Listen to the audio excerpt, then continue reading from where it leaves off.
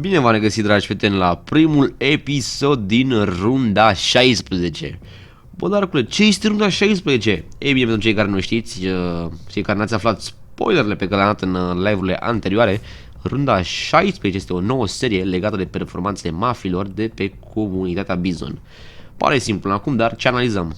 Este vorba despre sezoanele competiționale care se dispută lună de lună și mafile încearcă să atingă un record, câteva tărfuri, locul 1, locul 2. Știți cum stă treaba de la sistemul de wipe care a fost implementat în anul 2021 și noi o să discutăm lună de lună de acum încolo performanțele fiecărei mafii pentru parcursul acestora. Așa că hai să discutăm câteva detalii care stau la baza acestei noi serii.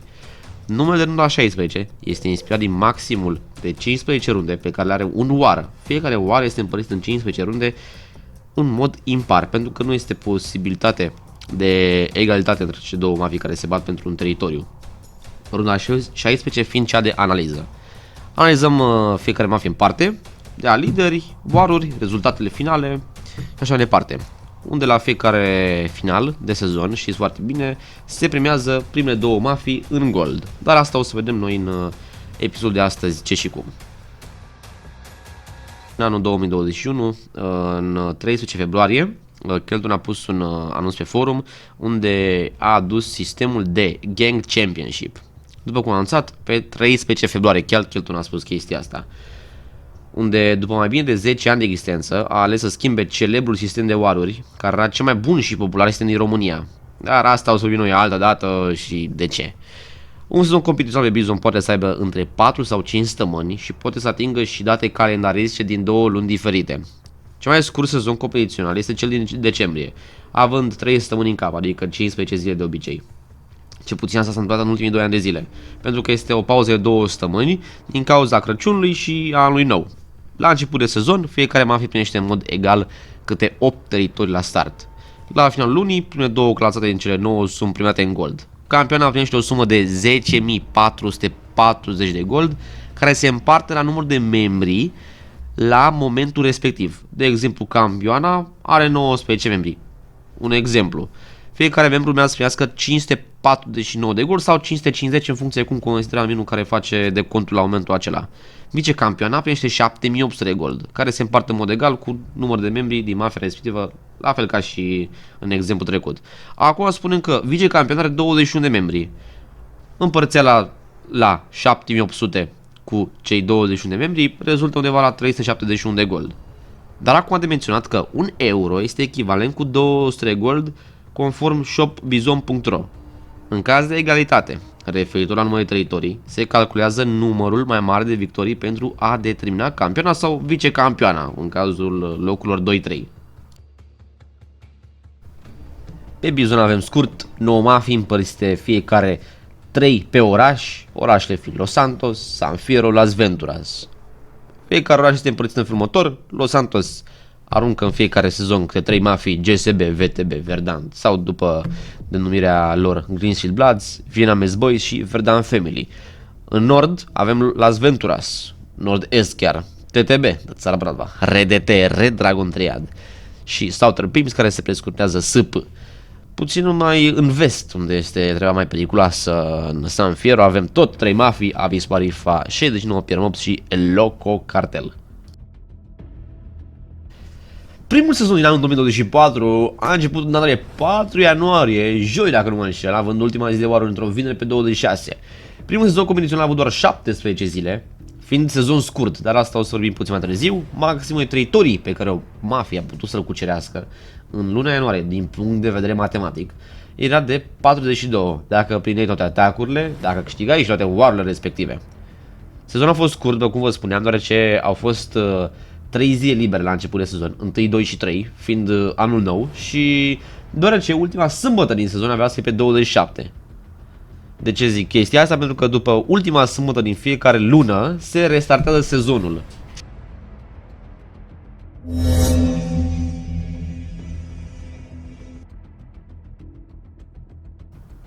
Începem analiza cu orașul Los Santos și mai exact cu Greenfield Bloods. GSB-ul condus toată luna de adelante, fost lider El Loco Cartel acum câțiva ani pe RPG1. În primul sezon din 2024 GSB a avut 35 de waruri, dintre care 30 au fost pierdute și 5 câștigate. Dar astea 5 câștigate, printre ele s-au întâmplat și 2 în Las Venturas, care au fost atacuri pe Southern Pimps.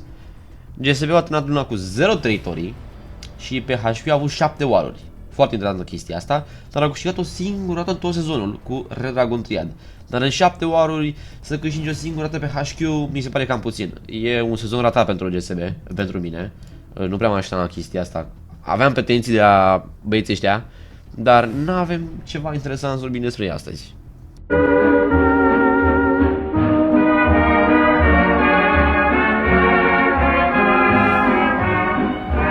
În schimb, avem Verdant Family, care aproape au avut un număr considerabil de waruri susținute. Cei din Verdant au avut un total de 55 de waruri și au terminat undeva la o medie negativă. Au minus 1 la gol averaj, cum s-ar spune. Au avut 28 de waruri pierdute și 27 câștigate. Mai aflați de pe dealul din sudul orașului, a terminat sezonul cu doar 9 teritorii. Așa a avut o serie mai lungă de waruri versus Red Dragon Triad, care ataca orașul la vremea respectivă. Au avut un singur war pe HQ și acela culmea a fost pierdut, Vietnamese Boys reușind să recucească HQ-ul în finale sezon.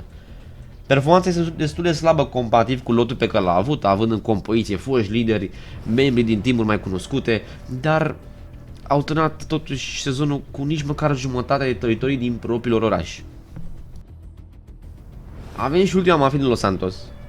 După cum bine a și rămas, Vietnamese Boys. Știți foarte bine că eu am pretenții de la acest nume de facțiune. Știți foarte bine și de ce o parte dintre voi. Vietnamese a trecut printr-o schimbare în acest sezon. Andra a lăsat funcția după un an 2023 de succes cu facțiunea, ducându-l la cucerirea celor 3 orașe și primul 48 făcut vreodată de a fuziune. Andra cucere de 2 Los Santos, o dată Las Venturas și o dată San Fierro. Din data de 30 ianuarie, liderul s-a schimbat și acesta după votul staffului și membrilor s-a decis.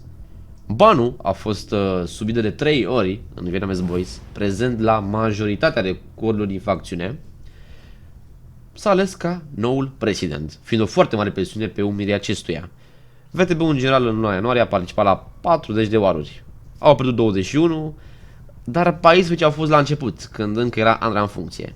Numărul de victorii a fost 19, toate făcute cu nou lider.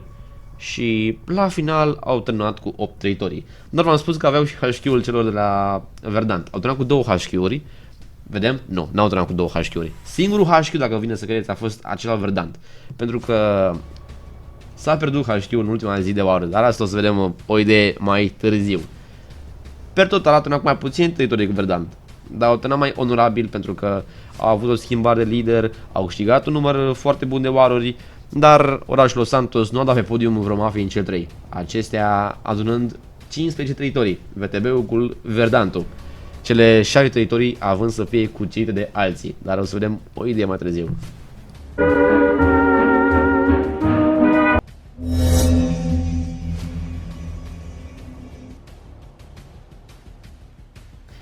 Ei bine, în orașul San Fierro treburile au lăsat o idee mai diferit. Avem el cu Cartel, care deschide ce puțin seria, unde tot așa au trecut printr-o schimbare de lider. În data de 9 ianuarie, Feno era la locul lui Powell, Feno fiind sub lider la facțiune, fost lider la Avispa Rifa.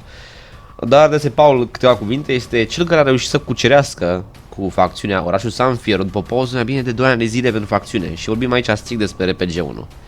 Toată lumea e locul care a avut 26 de waruri, câștigând doar 8, pierzând 16. Dacă mi-a mie matematica asta bine aici. Nu a ieșit cu nimic în evidență în ianuarie, terminând ca GSB-ul cu 0 turf-uri la final. Nu și același lucru a făcut 69 Pierre Mobs. 69 Pierre Mobs conduse de liderul Andrei Șef. Facțiunea s-a ținut bine pe finalul sezonului, atacând podiumul. 69 Pierre Mobs au înregistrat 43 de waruri cu doar 16 lose-uri și majoritatea au venit la începutul luna, mai exact 10.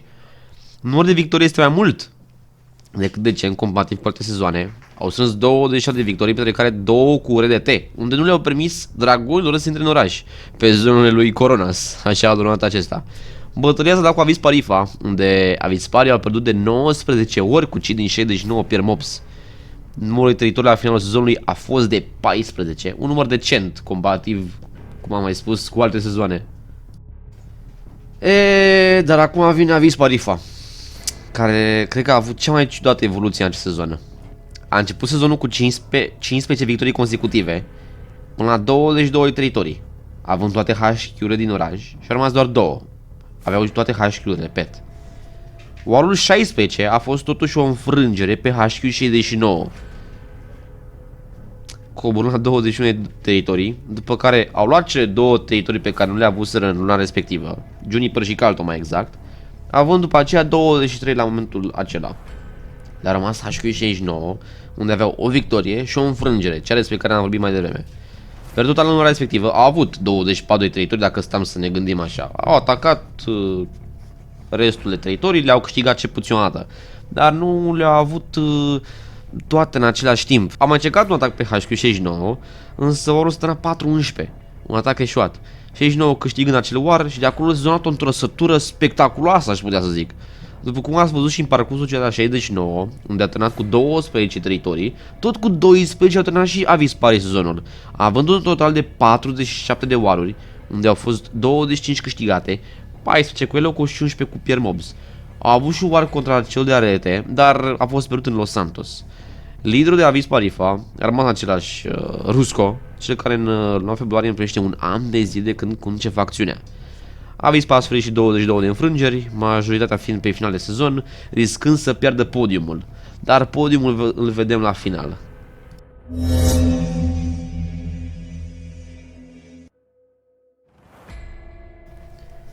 În Las Venturas nu avem foarte multe de vorbit. Cel puțin asta am găsit eu în scriptul l-am făcut. De asta o să vorbim direct despre Red Dragon Triad, pentru că ei sunt subiectul principal din acest sezon. TTB-ul și SP-ul, unde aceste două mafii au fost la nivel de Loco Cartel, Green Street Bloods, neavând performanțe notabile. Notabile, n-au avut deloc performanțe. Dragonii au susținut 63 de waruri. Nici dacă adunăm toate warurile celor inactive, nu ajungem la acest număr. Reteo a avut doar 9 luzuri. Și astea au fost în felul următor. Unul singur în Las Venturas cu SP-ul pe GZLV, 2 în San Fierro cu 69 Pierre Mobs, 6 cu Verdan Family Los Santos.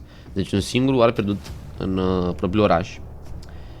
RT-ul condusă de Royal Team în mare parte, cu liderul SJ25. Au terminat sezonul cu 54 de victorii, printre care 9 au fost la 0. Dacă nu știți, e foarte greu să faci victorii la 0. Din 15 runde, nu știu, să mai găsesc membri să plece după runda 8, dar să ai 9 victorii la 0 este foarte notabil. La finalul sezonului, RT au ocupat prima poziție cu 31 de teritorii rămase. Alea 7 târfuri de care v-am spus eu în Los Santos, alea au fost luate până la urmă de RT. Avis Parifa n-a luat locul 2. Chiar dacă au terminat cu 14 teritorii la egalitate cu 69 Pierre Mobs, Avis Pari au pierdut locul 2, având mai multe înfrângeri, sau mai bine zis, mai puține victorii față de rivalii 69 Pierre Mobs, unde după ce când nu i-au lăsat să ia orașul la un tăr distanță, le-a mai suflat și locul 2, adică goldul. Asta e de partea cea despre care v-am vorbit la început de videoclip. Foarte interesantă această desfășurare de evenimente. Să pleci de la 0 și să iei în ultima săptămână goldul. Foarte tare, foarte tare. TTB, Southern Pimps, Eloco Cartel, GSB, toate 4 au făcut 0 teritorii rămase. Dar care a fost cea mai slabă? TTB a trecut printr-o schimbare de lider. După aproape 2 ani de zile, liderul sau fostul lider Andrei a lăsat funcția pe 16 ianuarie, fiind pus în funcție Ovi.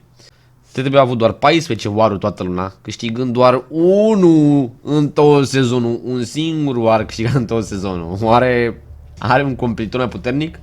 SPU a avut 46 de waruri și băieții aveau un plan să cucerească orașul la început de lună, unde Real din RT nu prea era activ în prima săptămână. SPU a câștigat 17 waruri, 1 cu RDT, dar restul fiind cu TTB și alea fiind Defender cu GSB, restul, dar cu GSB chiar au pierdut un war la ei în oraș. GSB-ul i-a bătut pe SP un war la ei în Las Venturas. Deci, fără dar și poate, cea mai slabă mafie din luna ianuarie a fost TTB-ul. Și cam astea au fost statisticile pentru luna ianuarie. Avem ierarhia completă, Red Dragon Triad, 69 Peer Mobs, Elo cu cartel pe primele 3 poziții, locul 4 Verdan Family, locul 5 Vietnamese Boys. Boys? Vietnamese Boys, nu mai tai asta. Da, cam astea sunt cifrele, un sezon foarte impresionant pentru Red Dragon Triad, care în luna februarie atacă San Fierro și sunt curios ce se întâmple. Dacă o să fie apreciată runda la 16, facem și un al doilea episod pentru al doilea sezon din luna februarie. Dacă ți-a plăcut acest episod, nu uita să dai și tu un like acolo, subscribe la canal, alea butonașele și ne auzim data viitoare. Mersi foarte frumos, numai bine, salut!